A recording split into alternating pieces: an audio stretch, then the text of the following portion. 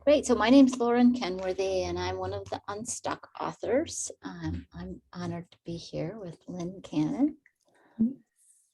Welcome. And thank you guys for joining us. We are excited to share and problem solve with you guys. So do you want me to pull up the slides, Lauren? Would that be the easiest? Start from there? Yeah, I think so. Okay, great. And I guess maybe before we dive in, do you guys know each other? Mary, Stephanie, Tori? You're all from Colorado, which for us Easterners is like, oh, you're like neighbors. I'm sure you're not. You're miles and miles apart. But I do not know anybody.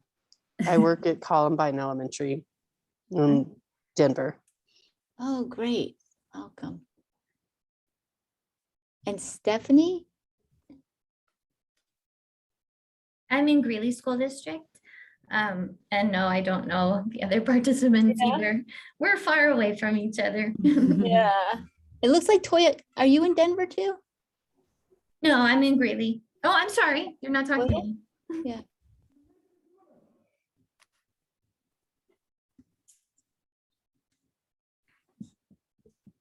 All right. Can you see the slides, Lauren?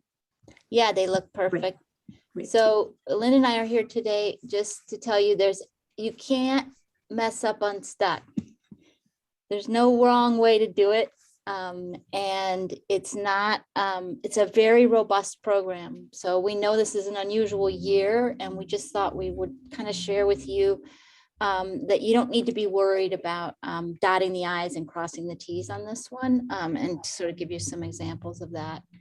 And I was just going to start us off with a couple just quick kind of data slides, because we have studied Unstuck in public schools a lot over the last actually 10 years now. And what we find is that Unstuck works with all kinds of students. So we've studied these different factors that, student factors, family factors, and found that whether kids have autism or ADHD doesn't matter. Their IQ doesn't predict how they'll respond to Unstuck. Their age. So, we've tried it with 7-year-olds, we've tried it with 11-year-olds. It works fine across that age range.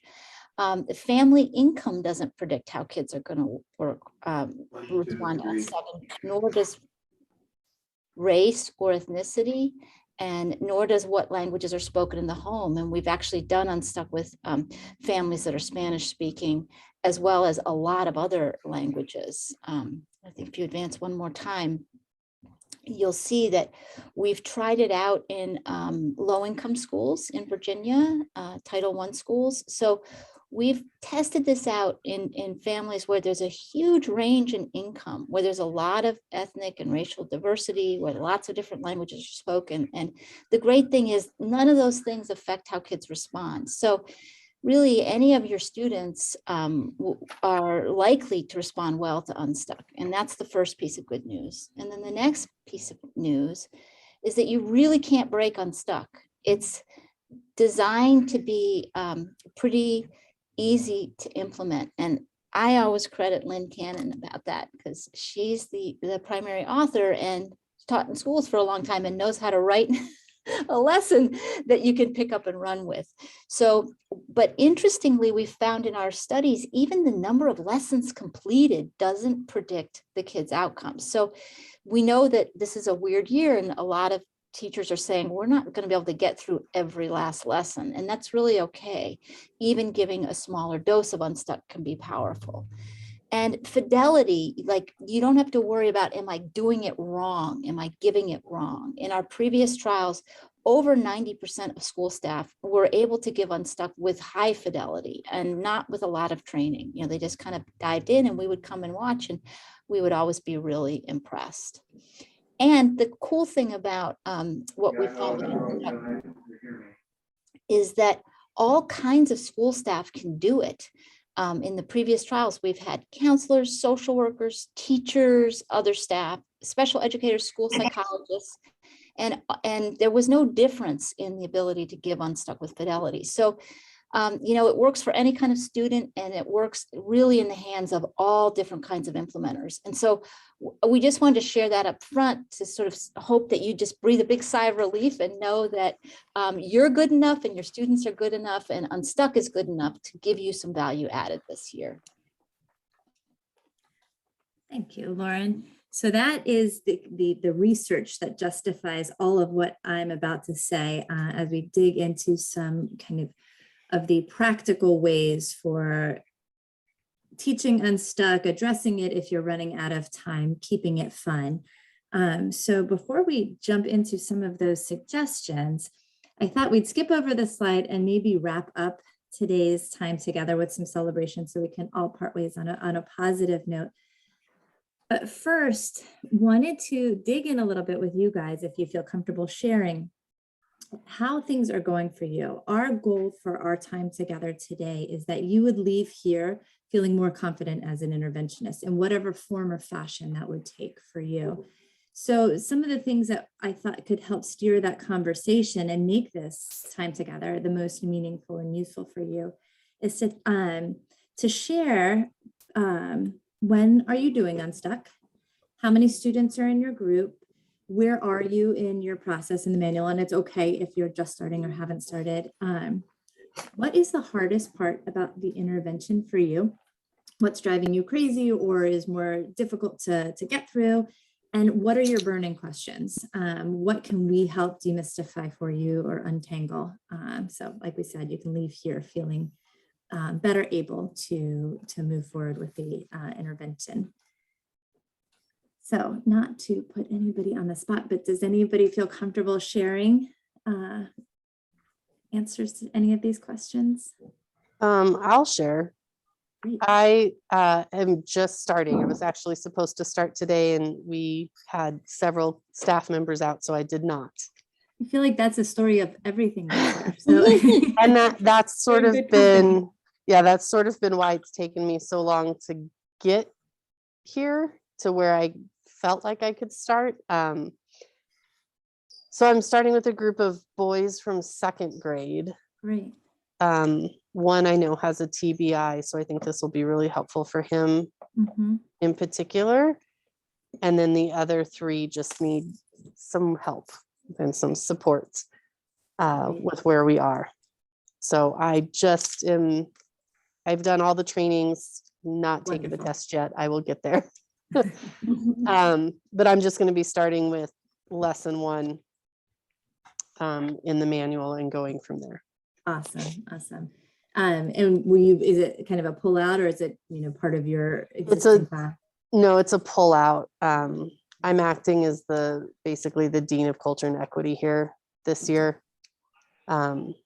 We've had some staff changes, so that's the role I've assumed at this point. Great. So it'll be a pull out from the 2 2nd grade rooms that we have, 2 from each classroom. Great. Well, hopefully you'll find today the information that we're going to share today helpful as you move through it and you kind of think about, if something isn't working for the kiddos or you're having trouble getting through things, that some of these strategies you can easily implement as you're moving through. Great. Thanks for sharing. Anybody else? Yeah, I'm currently using it with 3 different groups. I'm the school psychologist and I have one student who I have 2 students that I do it individually with. One of them we're on lesson 4 and the other one I just started yesterday because it took me a while to get consent to work with her. And then she's been absent. So it's like, but we started yesterday. And then I have a group of 2 5th graders that we're on. I think we're on lesson 30, but since there's only 2 kids in that group, one of them keeps being absent. So it's like one is absent one week, the other is another week. And I don't want to keep moving ahead without. So I think that's one of my questions is like, what do you do? Like, would I just go ahead and move on to the next lesson and then catch the other student up, or just, I felt like waiting because we have our group goal to, they're earning Right. water bottles and they don't want one of them to earn it before the other one. And so it's Right. like, I don't know how to handle that, because it just feels like we get a little momentum and then not. So, and we were Yep. on lesson, I guess it's I was gonna do lesson 4 with them, but lesson 3 is like, we've done it like 2 different times. The one with the, here, The feelings I don't know if target. you can see a little unstuck and on. Oh, I love it. So we're on that target one, and the Great. first time I didn't quite get it. So then I did a second one with the videos. They really liked the videos. That was fun. Good.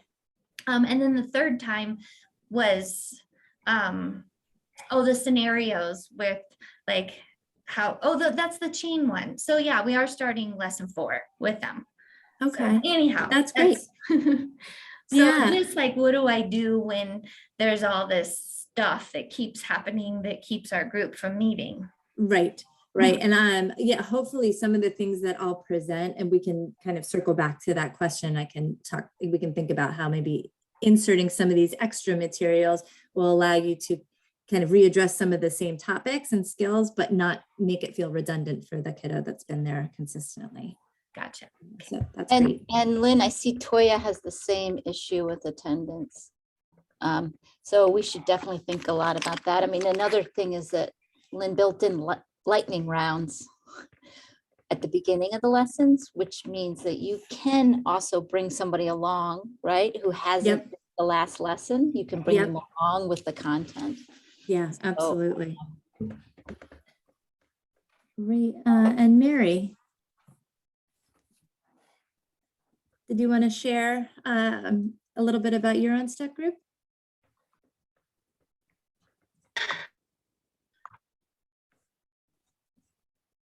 I'm sorry, I can't get, there we go. I have not started my groups yet because I got stuck in bed with COVID. So I'm hoping to start soon. Oh, I hope you're feeling better. Oh yeah, I'm on the mend for sure. Good. But just to say that when I first signed up, I wasn't feeling well. And then I had a couple weeks of pretty much not being functional. So I'm going to get unstuck. Yes. Okay. And just like Toya, hopefully these strategies will be things in the back of your mind that as you're moving forward, you can implement if you do become stuck. All right, perfect. Thank you guys for sharing. All right, so a couple of things we're gonna address today. What if I'm running out of time to finish Unstuck and on target? How do I keep it fun and interesting? What do I do if my students haven't mastered a skill? And what do I do if I just don't have time to plan and prepare for the lesson in the ways that I would hope?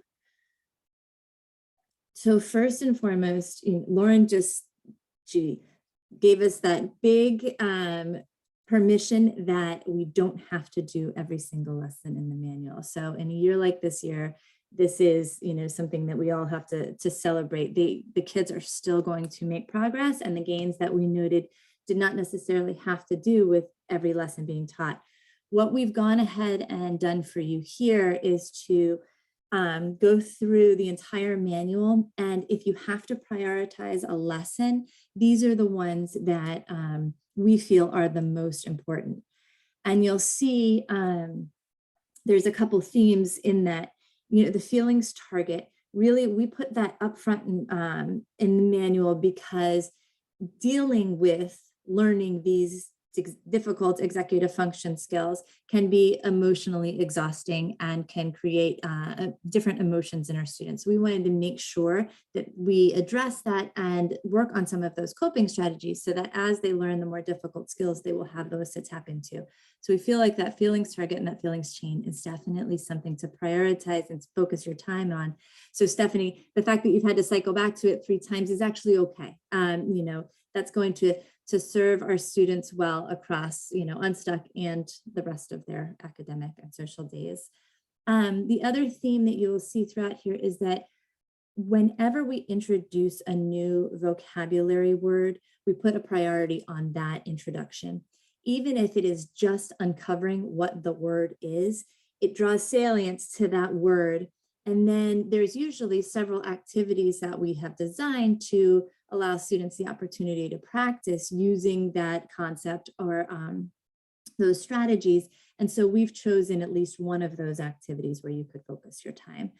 And so I know Gary has this Word document that we can share with you so that you can take and have as a resource and kind of stick in the front of your binder or manual to going forward, as you may need to trim some of the content. Any questions about how we've prioritized these or what we've chosen? So there is kind of that roadmap to help you moving forward when time becomes short. The second thing that we always want to make sure is that we are keeping it motivating and fun so that our battle isn't bringing the kids to the group. We hope that the activities that exist in the manual already do that, but sometimes we know that our kids need some things presented in a slightly different way. So what we have compiled here are some different resources and ways that you can address the same skill. And that's going to get at a couple different things. One, it keeps it motivating and fun. Two, it provides that opportunity. If you feel like a kid has heard the skill but hasn't made the progress that you're hoping, or they haven't reached mastery and you're afraid to move on to the next skill, some of these activities can be those supplemental resources that you could use to reinforce a skill. So again, Stephanie, when you've got that kiddo who hasn't been there for a couple sessions, some of the resources that we have here can be ways that you can address the same skill, but without repeating the lesson that you've just done. Books and movies are really easy way of addressing these. And at the end here, I've got a nice list of books and movies that you can easily integrate when you've got the time. What's nice about all of the movies is that they're available on YouTube. And then the books, what's now an amazing resource for us as educators is that there are YouTube read alouds for every single one of the books that I have suggested. So we don't have to go out and purchase new literature to address these things. So, you know, Elephant and Piggy is a great way of addressing Plan B. Rosie Revere Engineer is a great story for addressing goal setting and flexibility and plan making. There's this adorable Pixar short, which is just a treasure trove of options for us when it comes to teaching social learning. So these short videos here can be used for addressing these Plan B and C and D. For flexibility and getting stuck, tapping into inventions that were made out of mistakes is a great way of addressing this concept and super motivating to our kids. We've got the potato chip, we've got Play-Doh, and then compromise. Lots of great stories are centered around two characters not being able to agree on something. So here's an example of that here. I know for those of you who have attended previous training sessions, I know that the Nearpod lessons were shared, and these are also great ways of practicing different skills throughout Unstuck and Untarget.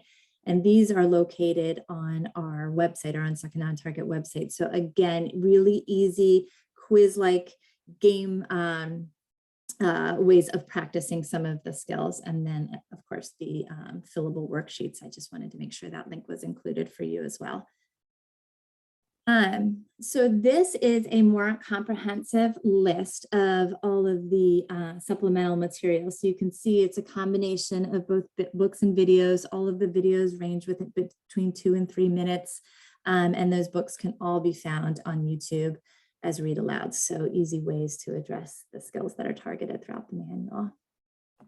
And Gary can send you this document as well. It's just have as a easily accessible resource.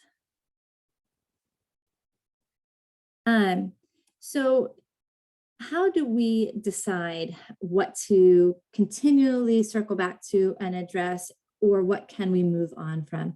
Embedded in the manual are progress monitoring tools, and that's just an easy way for you to do a quick check to say, where are we on specific skills, and make sure that You've taught to the ones that were designed to be most important in each of the topics.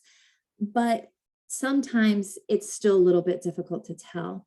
I think the thing that, Lauren and I wanted to stress is you could take one thing away from today's training is that it really boils down to the language that we use. And what's so great about language is that it's our completely free, requires no prep way of teaching and reinforcing these skills.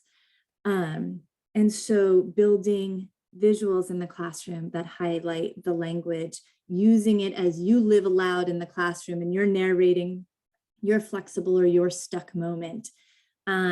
Using this language when you communicate with other staff and highlighting this language for them so that they can also use it with your students, highlighting it in your reinforcement systems.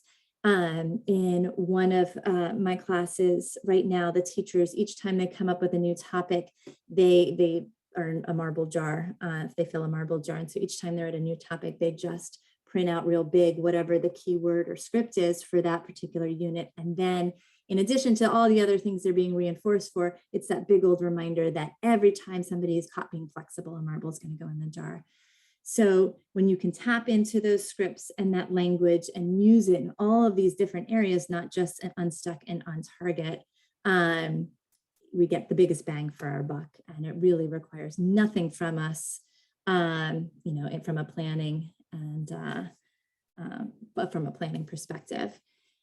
I know for some of you, it might be that you are pulling kids out and that you have them and you're not with them for the entirety of their day.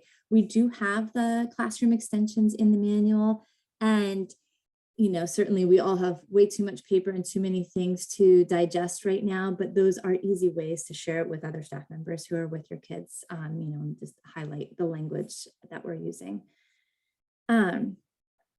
That cross-curricular approach is also a really easy strategy. Let's see here, let me skip ahead just real quick. So the goal, why, plan, do, check format. What's so nice about this strategy here is that it literally taps into every single one of the executive function skills. We've got goal setting, we've got planning, we've got motivation, we've got working memory, we've got sequencing, we've got self-monitoring. The entirety of our executive function package is captured in this one document, and it's portable. So you can use goal, why, plan, do, check as you're priming a kid to go out to recess. You can use it as the framework in which you set up your science lesson. And so kids just start to hear and see this language and this framework kind of as the outline for all that they do and see. And your job is in some ways being done for you because you're identifying out of the gate that plan B, which is acknowledging that a flexible moment might occur. You're establishing that there's going to be a series of steps that they need to follow. So they're learning planful behavior. You're establishing that there's a goal that you want to achieve, and you're helping them have that forward thinking and kind of identify what that eyes on the prize is. So language and goal, why, plan, do, check. Those would be, my two big takeaways from our time together today. We'll skip ahead through this video here. I did want to go back real quick just to this, this image here. In the Unstuck and on Target manual, there's a couple different collections of our scripts and corresponding language. Hands down, one of the things our teachers have told us through all of the years that is the most helpful to keep them remembering to use the language is to print one of these out and have it on your file cabinet behind your desk. Certainly create a bulletin board if you've got the time and the bandwidth for that, but just having it visually present is a nice reminder to start to integrate this language before it becomes second nature. Any questions about all of that? Mary had a great question in the chat, which comes up, we've heard before, Lynn, which is, realistically, there are other systems in place with common language. I'll be using this with tier 3 and special education students in addition to what's happening school-wide. What thoughts do you have on incorporating the language that already exists in the building?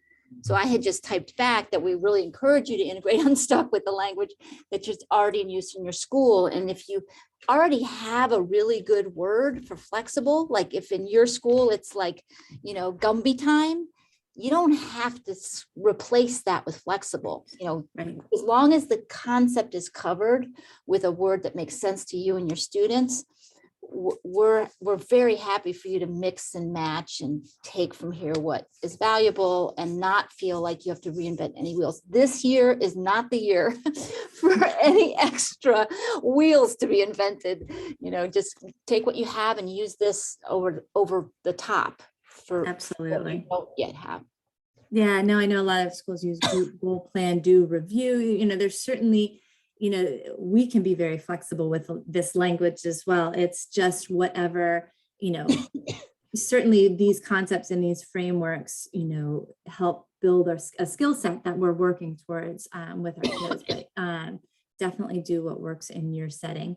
I had a student in previous years who yelled out to me, "I hate the F word," meaning he hated the word flexible. And so we had to come up with a whole new word that got at the same skill. So, you know, certainly students drive the need for shift, and sometimes school systems do too. Okay, here's another great question from Toya, which is that slide. Is it somewhere available for people to print out? This one Gary, here? can we just send people that slide? Right. Yeah, because it's well, were you going to go to this next slide, Lynn? Yeah, let's see. You know, really what this image here is just that it can take any form or fashion as well. You can do it on a Post-it, you can create your own documents. You know, schools have different templates that they would want you to use. But that they're, you know, to this point, there's not one right way that you have to do it, or you have to use our documents, make it work for your environment. And I just wanted to go back to that slide of Mr. Tome. Yeah. And for those of you that have finished the training, you've already watched this video, so we don't need to watch it, but I just wanted to remind you, we learned a lot from Mr. Tome and teachers like him. And what we learned was that the most powerful thing that teachers do is they demonstrate how this language helps them regulate their thinking, their behavior, and their feelings when something unexpected happens. And he, you know, takes this great opportunity when his flip chart is warped, you know, because it got wet or something, to just incorporate big deal, little deal, plan A, plan B. And you hear the students actually helping talk him through it. You know, oh, you need a plan C, you know, and that's when it's magic, when you know you've done something. And again, you know, as Lynn was saying, you don't have to have done all the lessons. You know, if you've introduced one of these concepts and it's really taken off with your kids, you walk out on the playground and you hear them say, you know, we need a plan B, you know, the swings are all taken, then you know you've got them thinking about it. And the first way to do that often is for them to see that it's useful language to you. And the cool thing is it actually is useful language to you. I personally find it helpful sometimes to think about whether it's a big deal or little deal. And if it feels like a big deal, how could I turn it into a little deal? And so it's not like it's something that you're making up necessarily. Goodness knows this year in particular, you will have unexpected events that you're trying to incorporate and address. And so just using the language yourself, it's huge.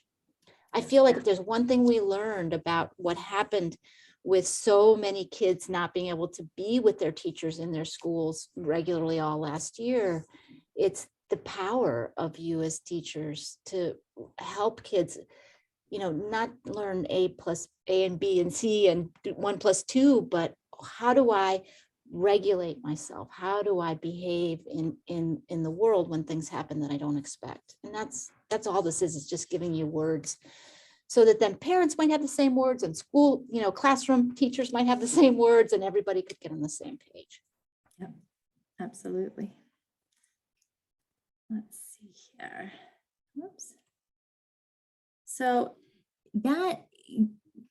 that's what we had in terms of different strategies that you can use. One, to reinforce certain skills, two, to keep it fun and motivating, but also to help you prioritize when things do go awry and you need to kind of shift or pull back on the number of lessons that you're creating.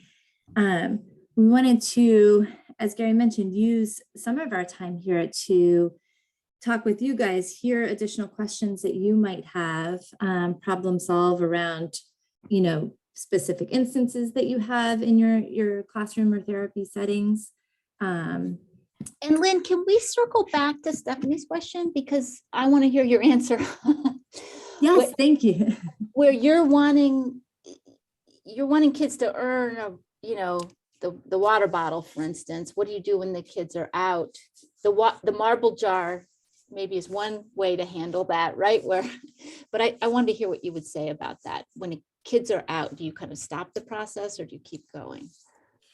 I think it varies. And I think what this list of resources can allow you to do, one, so you don't have to get through all the lessons. So knowing that you may have to pause and revisit something, can be a little less stressful because there's not quite as much to get through. But then you could tap into some of these supplemental resources and use these to help address a skill. As Lauren mentioned earlier, we have the lightning rounds built into every lesson. And that was for this very reason. Sometimes a kid's absent, sometimes they've just checked out or they may have missed something. And we're looking for that way of knowing, okay, can we move on or should I circle back to some lessons? And so that lightning round is designed to be just that. It gives that kind of nice organizing framework to the lesson, but the questions we've posed in the lightning round are ones that we want the kids to be able to answer to demonstrate a certain level of understanding and are the kind of the most important pieces of information from the lesson. So, using those as a gauge of where kids are is a great way of kind of addressing a student or supporting a kid that might have been absent. And then again, using these materials as extra ways of teaching a skill. And in terms of just that issue of earning the prizes, how do you? So, our original goal with that is it was something that everybody was working on together.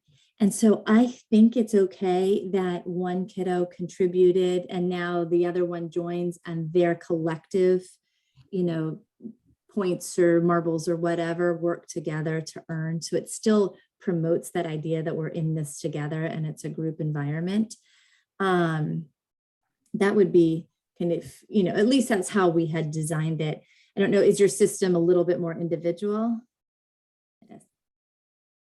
It is currently the two students that I'm working with, they had, before I used Unstuck with them and Untarget with them, they had it so because they want to earn free time at the end of our session. So I had it that each of them had to earn 3 points. So they had a collective goal of 6 points to get free time at the end of the lesson. So then we're just still using that same structure. But then they really wanted water bottles. I'm like, we can work that in. So I said, how many points do you think it should take to get a water bottle? And they're stuck on 10 points. They're like, teachers like 10, so let's do 10. So I'm like, okay, I like 10.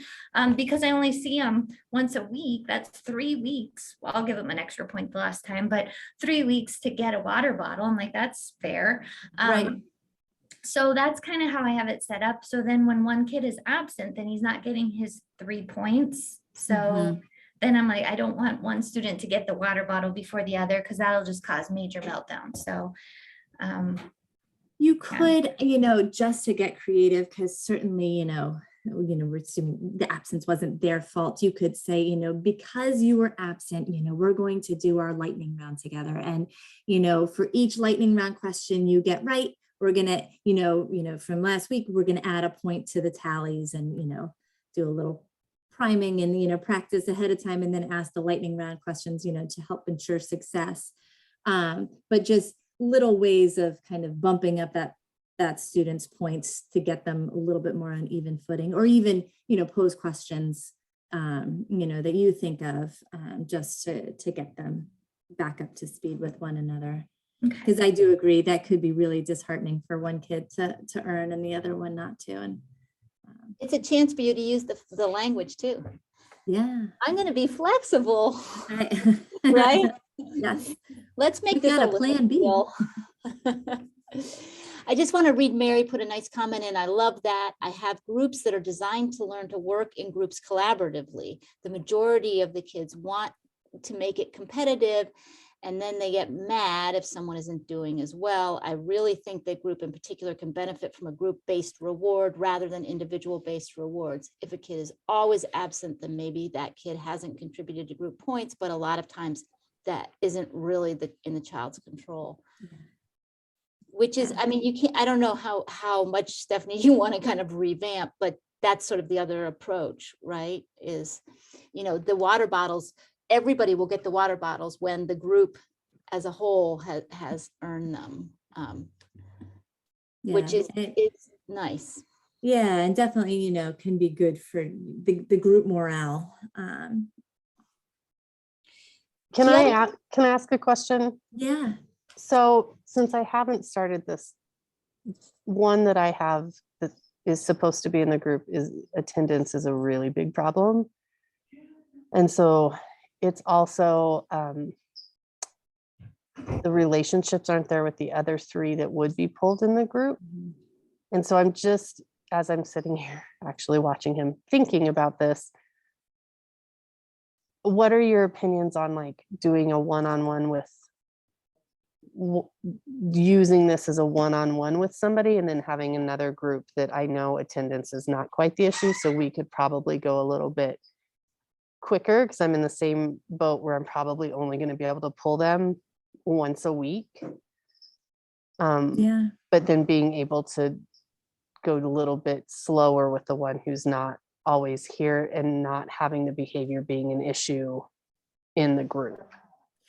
I think for all the reasons you've just listed, it sounds like that might be a really nice way to go. Because, as that student is getting used to the structures and the language and the skills, especially if their skills are at different levels, it can be a nice way of you being able to tailor it to that student, that student's needs and reinforce that student for exactly what, he or she needs. And then you can work on more of the group dynamics and the other things that, will come out of having 3 kids in a group. And certainly, there's no reason that at a later point in the year, you couldn't loop in another kid or bring that kid back into the group if the opportunity presents itself. But I do think, what you've described sounds like a nice way to proceed for both groups. And then just one more question. So the 2 teachers that I'm pulling from, how, if I could just get one thing into their classroom, like what's the biggest bang for my buck? Because I'm not going to get a lot of support in changing a lot of things. Can you take that list of the language and can they just tape it to their desk? Yeah, Or that was kind of my feeling, is like that seems to be probably the biggest thing that would need to be implemented in the classroom. Yep. Is the vocabulary. That language shift. Okay. And it's not like it's that confusing, this language. I mean, there's a couple quick things you want the teachers to know. Don't tell a kid it's a little deal if they get to say if it's a big or a little deal, right? And then you help them turn it into a little deal. If you think that's too complicated for the teacher, just take that one off, right? Just have them do flexible stuck, plan A, plan B. Those are really easy for people to understand. Sorry, Lynn. Okay. No, I mean, that's exactly right. And I think, that visual to support the language. And then if there's anything that they're reinforcing the student for, if they've got something individual, helping you saying that these are things we can be reinforcing. Anytime you see flexible behavior or approximation of being flexible, oh, I see you're stuck right now. I can help you think of a strategy to be flexible, integrating that in that positive way. I think that's going to be the quickest and the easiest to integrate because like Lauren said, it's not a huge departure from words that we already use. I think, yeah, that's- Some schools, we've had a lot of uptake of the feelings target. So in a couple schools, we had principals say, I just want like 50 of a little mini feelings target and a little mini list of the keywords. And then every teacher has it and can use it, for reference. Yeah. We have also, I would say, it depends on the school and what structures are already in place. Teachers jump onto the goal, why, plan, do, check, because it just allowed every lesson and every processing and planning to come from that same format.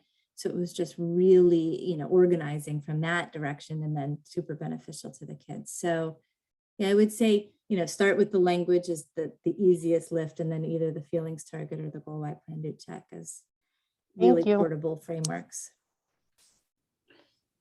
I just wanted to loop back to one thing, because one key message that we wanted to make sure was clear is you do not have to teach Unstuck to mastery. So with this discussion about, kids missing and kids moving at different rates, you don't have to wait till every kid can answer every lightning round question or, is clearly grasping the concepts in order to move on. You're introducing the language, and ideally, like you're just, raising Toya, a teacher may use the language, maybe there's like one of the home extensions actually gets home and the parents using it. So over time, you'll see greater uptake. You don't have to sort of stop each lesson and make sure, do all my students really understand this one? And then, just like the classroom extensions, those home extensions are, again, designed to be super easy ways for you to communicate the language and the strategies that are being taught at school. And so, just as you wrap up a lesson, sticking that in the backpack can be really helpful as well. Do you guys all have those free videos for parents that we made? They're like little, there's 12 of them now, and then there's actually 3 more troubleshooting ones. And if you have the opportunity and you can just send home those links to your parents, that's all they really need. Yes, absolutely. Sometimes I think those videos can be helpful for teachers or aides too. What is executive function? Right. We design them to be bite-sized, knowing that nobody has a ton of time to dedicate to all of the trainings. Does anybody have any trouble motivating kids to come to group, or has everybody been easygoing about I that? found my kids absolutely love coming. That's like they love the groups, but I did have a question about the goal, why, plan, do, check form. The student that I started it with yesterday, we didn't do lesson 1 because that was the get to know the group, and she's in Right. it, so we skipped that. But did the GWPDC with lesson 2, and the thing that she chose was very serious. Like she's been having trouble leaving the classroom and just not handling her anger very well. So she wanted to do, her goal is to stay in class all day. And so we did it on that sheet, and it has wacky GWPDC. And I was like, it's not a wacky goal at all. Like it's a real goal. So no, this is real. So then I tried to find it without wacky on it, or tried to edit it, and I couldn't figure out how to do that. And I couldn't find it anywhere except the one that has the plan A, plan B, which we haven't gone over yet. So I didn't know if there's, if there's that sheet without wacky on it. That is a great question. And I think all of the templates that we have actually have plan A, plan B, because, in topic 3 that you'll jump right into that part of it. I'm happy to send you one that has just that, but, also a Word document if you just, want to, put a table in with those 4 words. That certainly is easy. I'm often finding myself grabbing printer paper and just with marker writing down, goal, why, plan, do, check. So it certainly doesn't need to be anything more formal than that, but I'm happy to send you the template. Okay. Or I could just leave wacky on it. Yeah, or just cross that out and say, "Oh, Cross you it know, out. this is our, you know, we've got to be flexible and adjust this here because this is certainly not wacky." I just Maybe wasn't she can sure if come I up was with a name missing for it, it. like if it was somewhere else. Yeah, no, I think, yes, it's because that first one is designed, you know, it has the silly experiment that goes along with it. Mhm. But definitely something that we should include in our list of resources. Oh, Mary's got a great idea. Sounds like a great placement for a fun sticker to cover it. Love it. I I love love it. That's great. Yes. Or she gets to title it on her own. That's perfect. Yeah, that's funny that that happened. I mean, we put a big emphasis on doing fun, silly ones because we wanted kids to engage with this is like fun, like it's fun to get these executive regulatory skills under your belt. But it sounds like your student was ready to rock and roll. She was like, no, I'm Yeah, here for a reason. exactly.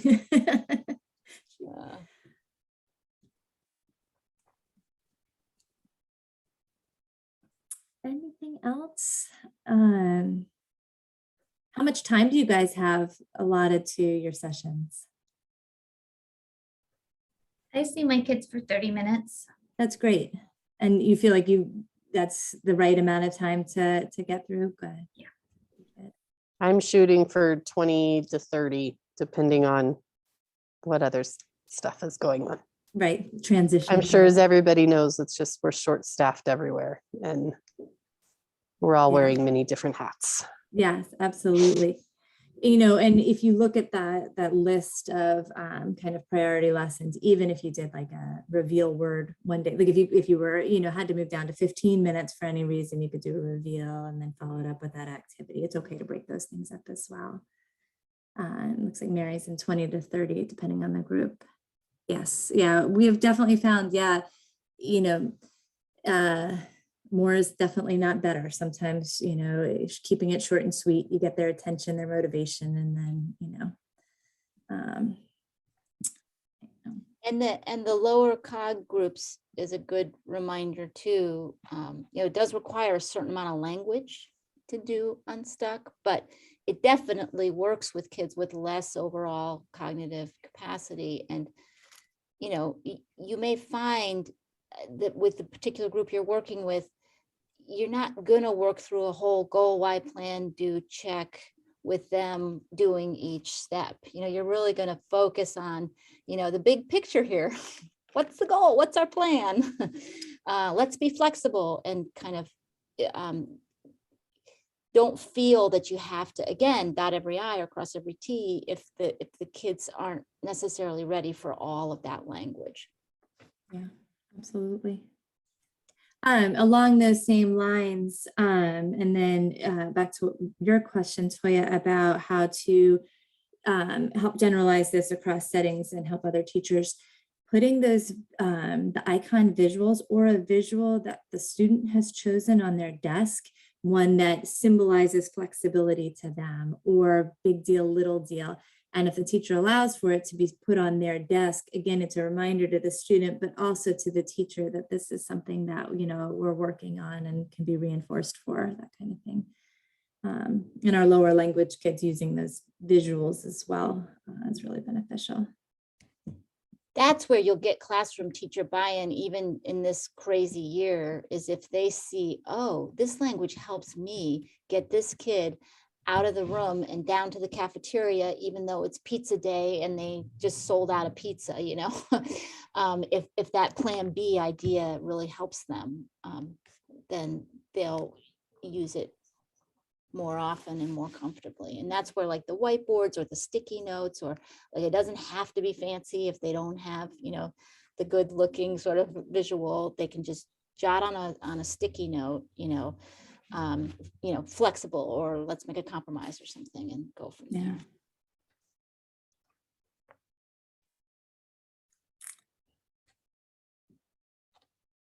Anything else you wanted to problem solve around?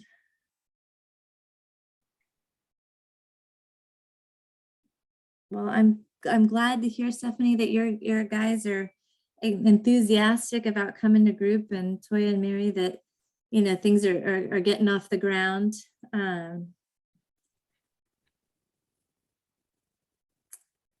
And I'm not a teacher, I'm a psychologist. I'm just so in awe of you guys doing this year, taking the time to meet with us. Thank Yes. you. Your kids are so lucky that you're in their lives. Yes, absolutely. And, we're always a resource. So please don't ever hesitate to reach out, problem solve around a lesson. If you find another resource that's missing, please let us know and we'll get it to you right away.